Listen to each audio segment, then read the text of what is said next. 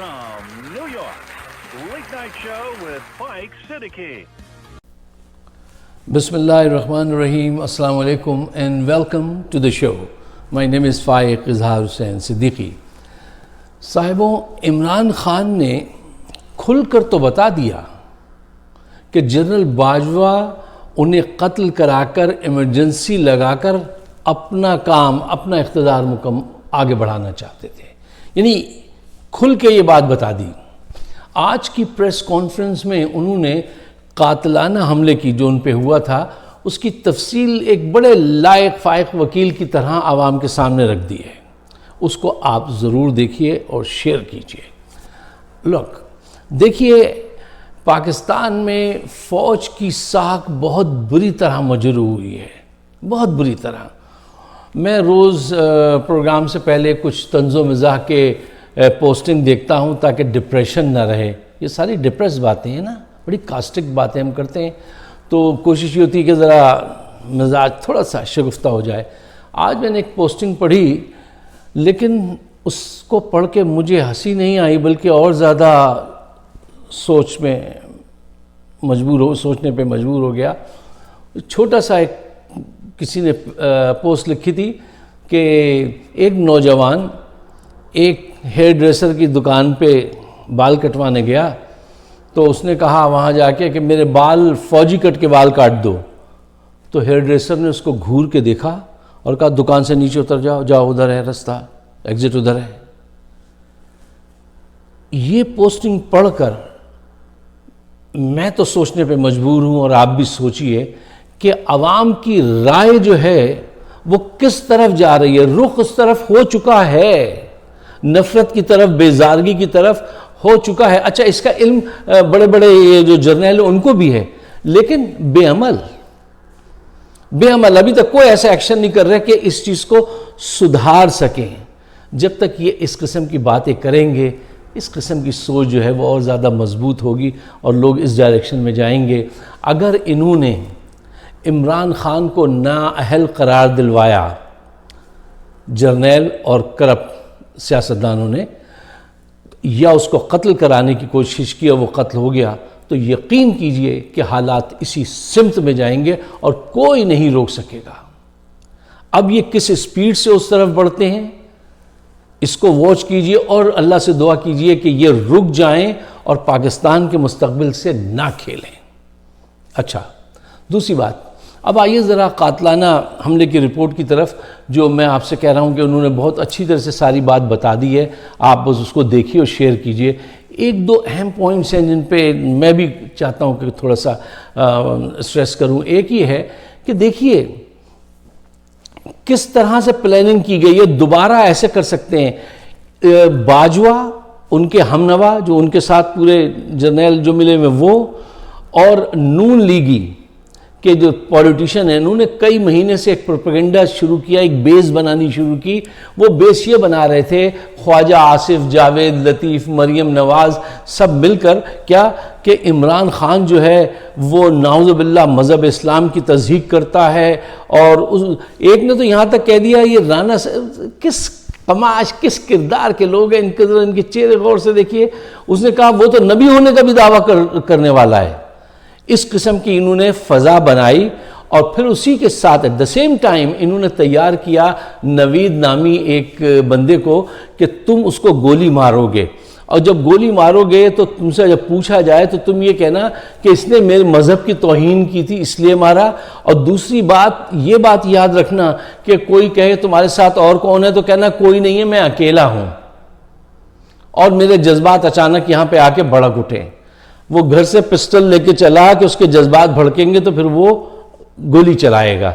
अच्छा, ये ड्रामा इनका हो गया फेल। अब ज़रा थोड़ा सा गहराई में उतर के जायज़ा लीजिए।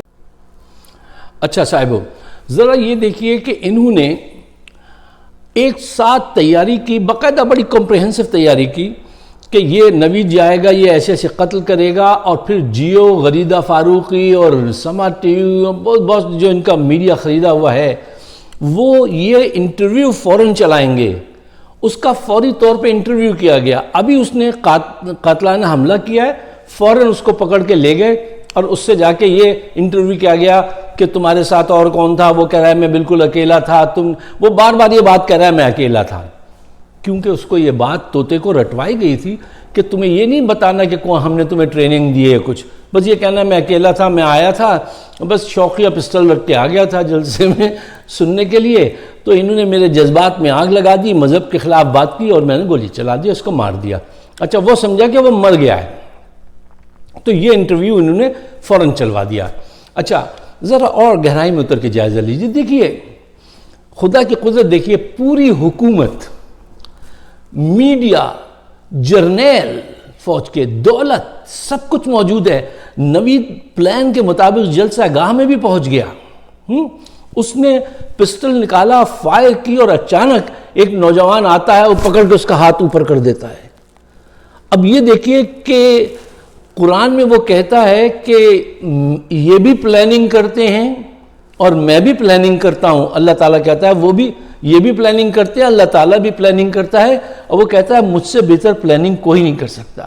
اب ان کی پلاننگ دیکھیے کیسے فیل ہو رہی ہے. وہ آتا ہے، گولی چلاتا ہے.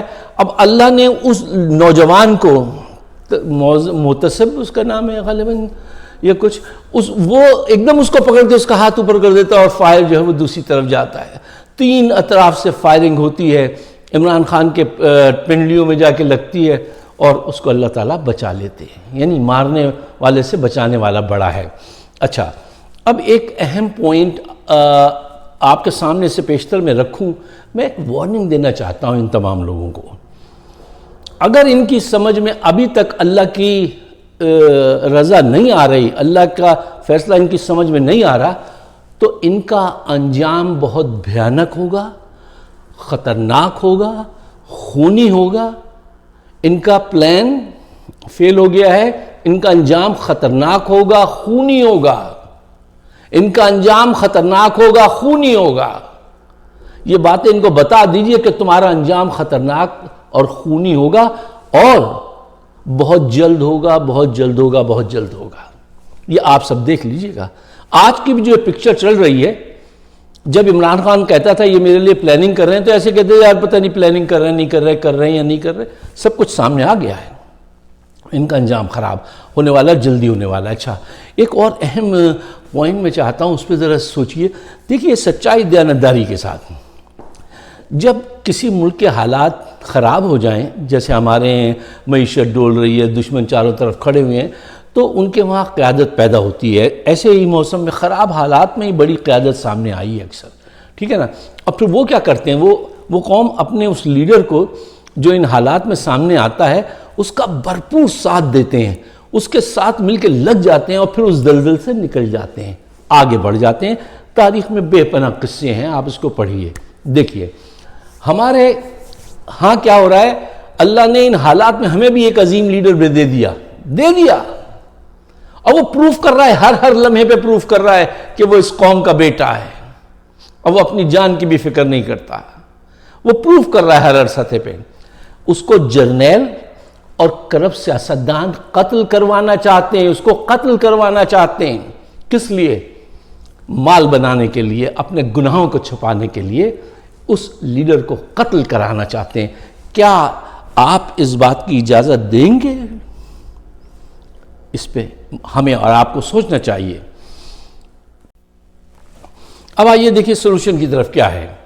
دیکھیے میں سمجھتا ہوں 2 بہت اہم فیکٹر ہیں ان مسائل سے نکلنے کے لیے.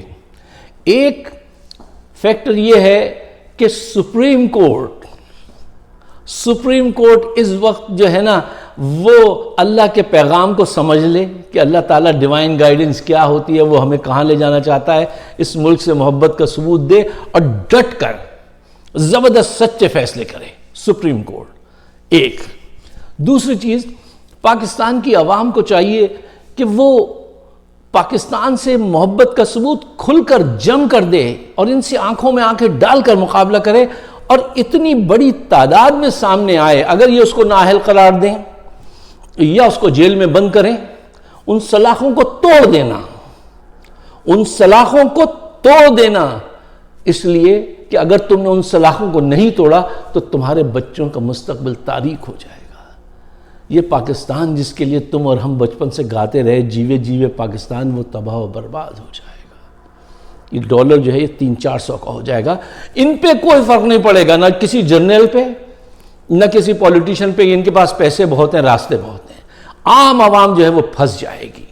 ان کا مقابلہ ڈٹ کے کرنا، اتنی بڑی تعداد میں گھر سے نکلنا، میں کہتا ہوں دنگا فساد کرنے کی ضرورت نہیں ہے، صرف تعداد تمہاری اتنی زیادہ ہونی چاہیے کہ ان کے پاؤں کھڑ جائیں گے اگر تم اس تعداد میں باہر نکلے۔ یہ بات میری یاد رکھیے گا۔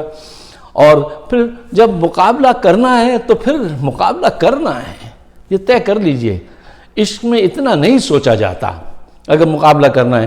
فیض کے 2 اشعار سنیے اور کچھ اپنے آپ کو فریش کیجئے کہ فیض نے کہا تھا کہ جس دھج سے کوئی مقتل کو گیا وہ شان سلامت رہتی ہے، جس دھج سے کوئی مقتل کو گیا وہ شان سلامت رہتی ہے، یہ جان تو آنی جانی ہے، اس جان کی کوئی بات نہیں، جو چاہے لگا دو ڈر کیسا، یہ بازی عشق کی بازی ہے، جو چاہے لگا دو ڈر کیسا، یہ بازی عشق کی بازی ہے، گر جیت گئے تو کیا کہنا، ہارے بھی تو بازی مات نہیں۔